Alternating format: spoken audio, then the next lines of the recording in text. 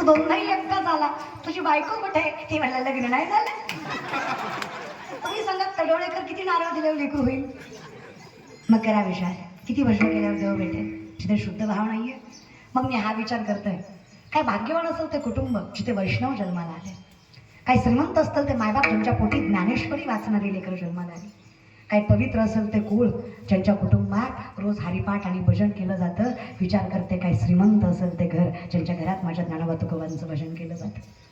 मग मी हाही विचार करते, काय दलिंदर असेल तो बंगलावाला ज्याच्या बंगल्यात हरिपाठ नाही, त्याच्या लेकरांना हिंदी गाण्याशिवाय दुसरं काही येत नाही, त्या लेकरांना आईबापांना कसं बोलावं हे सुद्धा आनंद, मजा, मस्ती, आई वडील हे गोष्टी असं नाही की आई वडिलांशी फारच आनंदाने राहायचंय त्यांच्याशी, पण त्यांचा अनादर करायचा नाही, हे शिकाय. काय असतो परमार्थ? परमार्थ म्हणजे चला मायबाप कळले त्याला देव कळायला कितीचा वेळ लागणार आहे? आणि तुम्हीच सांगा, मायबाप चला घरातला बाप कळला नाही त्याला पंढरीचा बाप कळणार आहे? अहो ज्याला घरातली माय कळली नाही त्याला पंढरीची माय कळणार आहे? आमची जनाई सांगते, माझ्यासाठी विठ्ठला एक एक विठाबाई, एक एक विठाबाई,